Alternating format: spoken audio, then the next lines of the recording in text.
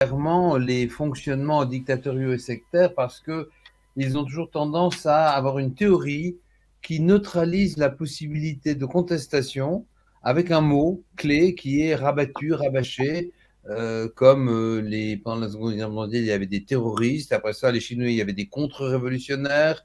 On avait ça aussi dans les Russies soviétiques. Et là, maintenant, le système sectaire ou dictatorial a mis un mot qui s'appelle complotiste et qui est assez caractéristique. Et c'est vraiment une sorte de signature dictatoriale, une dictature de perte de liberté que de neutraliser par avance toute forme de contestation. Et on martèle, on assène ça, mais je pense qu'il serait important que les gens réalisent que utiliser le mot complotiste veut dire je fais partie d'une secte et d'une dictature quand j'utilise ce mot contre mes opposants.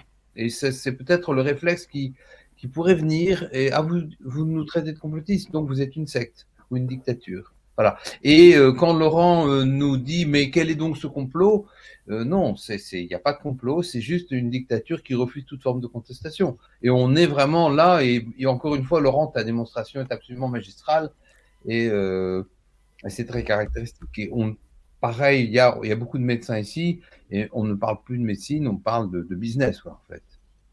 Voilà. Merci Olivier. Alors tu soulignes que les dictatures, les sectes se raidissent autour d'une espèce de mots-clés comme ça qui permettent de désigner l'ennemi et de se rassurer dans un entre-soi confortable de gens qui sont du camp du bien. Et puis tu nous soulignes aussi qu'il n'y aurait pas de complot de la part des gens qui essayent de dire la vérité ou en tout cas de dire leur vérité, ce qu'ils vivent au quotidien. Et pour autant, moi j'ai envie de rajouter, je prends ma casquette d'intervenant, que évidemment nous aurons le pouvoir. Que les déferlements totalitaires n'ont qu'un temps et qu'au bout d'un moment tout ça va se transformer parce que justement des gens comme Laurent, comme vous tous, tenaient un contre-discours et essayaient de le faire valoir le mieux possible. Je crois que c'est très important de continuer. Jean-Dominique nous en a parlé beaucoup dans la salutogénèse, à donner une intelligibilité sur le réel, à ce que ça ait un sens, parce que ce qui est actuellement annonné par le pouvoir n'a aucun sens, n'a ni queue ni tête, rend simplement marteau et gogo, quoi. Alors que quand on permet de redonner un sens à son voisin, bah, il en est infiniment reconnaissant, que l'humain, il adore apprendre quelque chose et le mettre dans une structure à la fois théorique et d'intelligibilité qui lui permet de donner un sens au réel. Donc Jean-Dominique, peut-être si tu veux rebondir à ton tour. Oh bah très volontiers, et puis commencer vraiment par rendre un très très vibrant hommage à Laurent, parce qu'il fait un travail remarquable, mais il faut aussi savoir, peut-être que les gens qui ne sont pas du domaine l'ignorent, mais que Laurent est une des grandes figures de la sociologie contemporaine. Donc c'est pas quelqu'un qui, comme moi, est extérieur au sérail. Moi, j'ai souvent été invité pour présenter mes travaux dans les universités, mais j'ai pas inscrit mon action, alors que lui est au cœur du système. Donc ça prend vraiment un courage tout à fait particulier. On a accueilli aussi parfois Michel Maffezoli. Alors je sais que vous avez des différends quant à la méthode, mais dont je trouve que la sagacité sur l'évolution de l'époque est tout à fait remarquable dans un autre courant de la sociologie. Et puis le tien, c'est vraiment un travail de détective à l'anglo-saxonne. C'est-à-dire qu'en fait, tu vas chercher tous les éléments pièce par pièce, et puis après tu en montes la logique, comme un Lego, comment ça s'organise, comment est-ce que c'est construit. Et effectivement, on est dans quelque chose qui relève, je le dis une fois de plus, d'une logique criminelle. Je veux dire, quand McKinsey sait qu'ils vont payer des centaines de millions de dollars pour éviter des poursuites, mais que ça a permis d'engranger tellement de pognon que ça en valait la peine, faites le compte. 573 millions pour les settlements, c'est-à-dire pour pas aller en procès, ce que le droit américain permet, 500 000 morts provoquées par la politique qu'ils ont suggérée. Ça fait 1000 dollars par mort. Et actuellement, on est à un échelon collectif exactement dans cette logique. Et puis, comme Olivier le soulignait, c'est pas un complot parce que tout est ouvert. La seule chose qui n'est pas dite, c'est cette logique criminelle. Où là, on fait semblant qu'au contraire, ils sont des humanistes qui ont à cœur le bien public, mais tout le reste, c'est complètement transparent et ouvert, mais ce qui est peut-être la meilleure manière de camoufler les choses. Merci également d'avoir rappelé l'instrumentalisation de l'étiquette de complotiste. Alors je rappelle ce livre que j'ai préfacé avec Ariane Bilran, qui est la traduction d'une publication d'un professeur en sciences politiques américain qui s'appelle Aux origines de la théorie du complot, un outil de contrôle de la pensée, et ça n'est rien d'autre.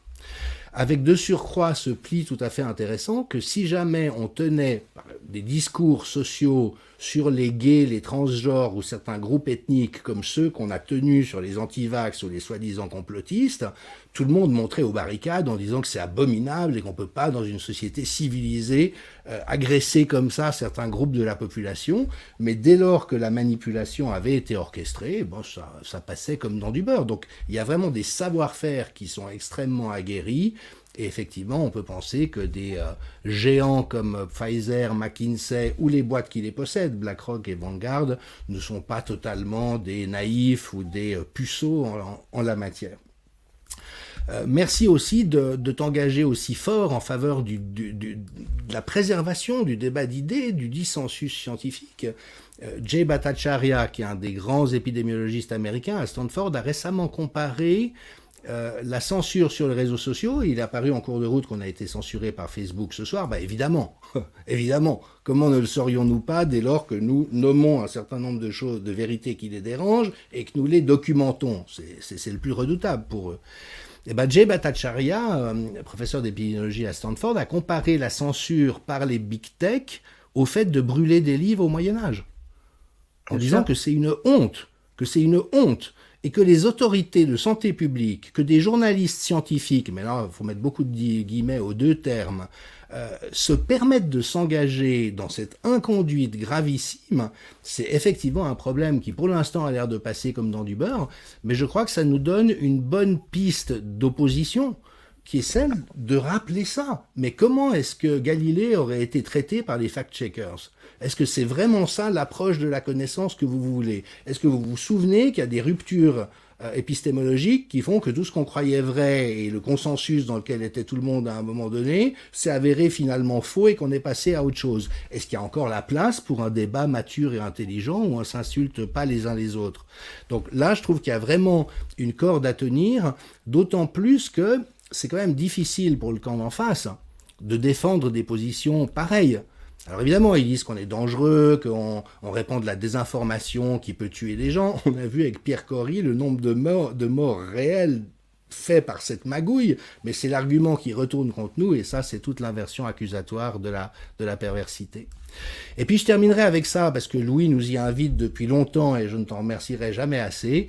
Vous avez probablement vu ces jeunes diplômés d'AgroParisTech qui ont fait un appel à désertion récemment, en disant voilà, on serait censé dire à quel point nos études ont été magnifiques et que le modèle de société et d'exploitation agricole que vous promouvez en vaut la peine, mais c'est faux. Vous êtes en train de tuer le vivant pour pouvoir faire du business avec, et nous, à l'issue de notre formation, nous ne pouvons juste pas être complices et d'accord avec ça. Donc voilà, merci pour le diplôme, mais c'est en tout cas pas ce qu'on a envie de mettre en œuvre. Et cet appel à faire sécession, à la désertion, et merci que des gens comme Emmanuel, comme Vincent, comme toi, qui prenaient d'énormes risques dans l'univers académique, vous osiez le faire, parce que c'est grâce à vous qu'il y a quelque chose qui vit dans le collectif. Et puis voilà, moi j'ai bon espoir aussi qu'une fois que vous mettiez vos accusateurs ou vos persécuteurs face à leurs responsabilités, vous voulez vraiment qu'il y ait une pensée unique dans les universités et qu'il n'y ait plus aucun débat. La liberté académique, ça vous rappelle quelque chose, vous voyez qu'il y ait quand même quelque chose de l'ordre de la raison qui puisse réémerger chez eux.